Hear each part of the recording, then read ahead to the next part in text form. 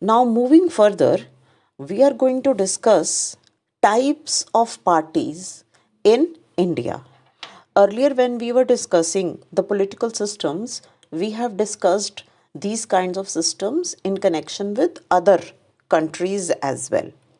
But now, when we are going to discuss about the types of the parties in India, so we are going to discuss about national parties and regional parties in context with India only. Now, first, what is a national party? A national party is one that has its leadership, active members, and supporters from all over the country. We know these are the three components: leadership, active members, and supporters. These are the three components of a political party, right? And a national party is one that has its leadership, active members, and supporters from all over the country. That is, it has a national base. National base means that it's the party's supporters, the party's wings is spread all over the country. There are other two conditions which a political party has to fulfill before the election commission gives that party the status of a national political party. Now, what is that? That it must secure at least 6% of the valid votes polled in the Lok Sabha election or assembly election in 4 states. And the second point is that it must win at least 4 seats in the Lok Sabha from any one or more states. So, if a political party fulfills the above mentioned criteria which I have just spoken, so then the election commission recognizes it as a national party. So, based on this criteria, the examples of national parties in India are the Bharatiya Janata Party, the Communist Party of India, the Communist Party of India Marxist, clear? Indian National Congress and Bahujan Samaj Party, right? So this was about the national party. Next is there is another, that is the regional parties in India. Regional parties now have started playing a very important role. Now, how a regional party is recognized? Again, a regional party is one that has got at least 6% of the valid votes polled, clear, in the state legislative assembly, clear, or 6% of the total votes in an election to the legislative assembly of a states and wins at least 2 seats, clear, 6% votes in a legislative assembly conducted in a state and wins at least 2 seats. So then that party is recognized as a regional party.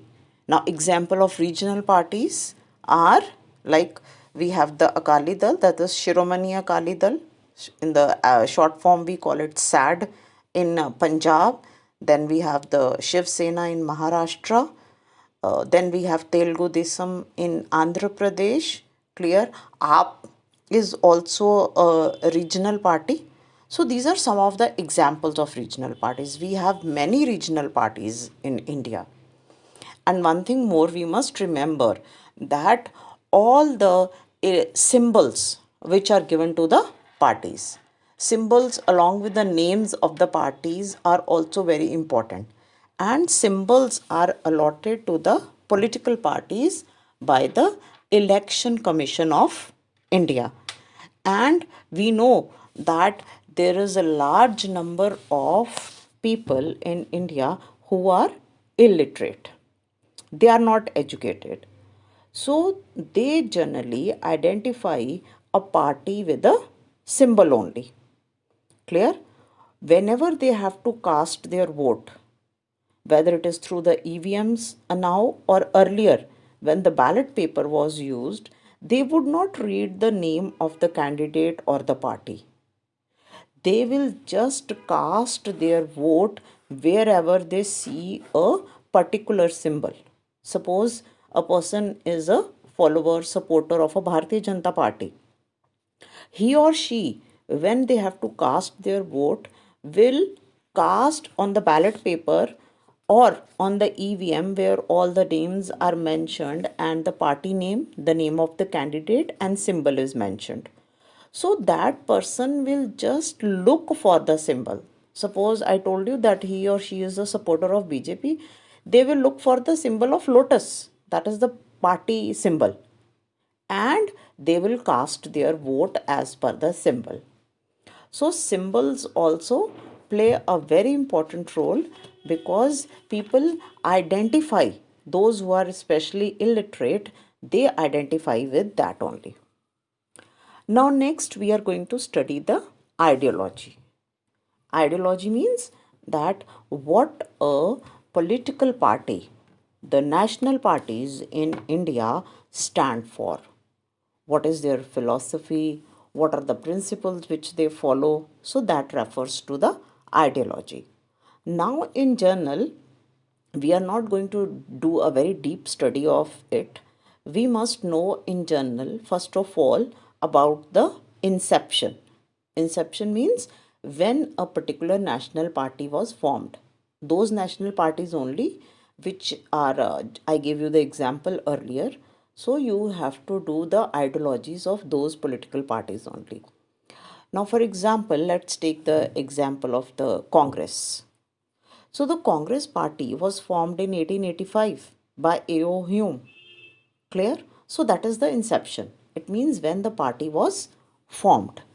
Next, what are the basic principles for which a party stands for, or what do they believe in? Like suppose the Congress party believes in upholding democracy, socialism, it believes in modernization of agriculture. Clear? It wants the removal of poverty and unemployment. We have read in ninth standard that when elections were there, Garibi Hatao was a very popular slogan which was given by the Congress party. Then it believes in giving promotion to mixed economy, then promotion of cottage and small scale industries. Clear? Decentralization of power, promotion of family planning, then equal opportunities to the people of all classes, especially to those who are backward classes, empowerment for women, and all these are the ideologies of the Congress party. So this way you are going to study about the ideologies which of the national parties as given in your textbook. And then one important thing which we are going to do is the present status of the political party. Because if we are going to read in the book only and learn that much only, then that won't be the justice, because we must study about the current status of the political parties as well. Now I have given you the example of the Congress party. Similarly, we'll be doing about the other political parties as well. And present status, what is the present status of the Congress? That it is acting as a party in the opposition in the Lok Sabha. Clear? Because it lost the previous elections, so it cannot be the ruling party. BJP is the ruling party, and the Congress party is now the party in the opposition. Clear?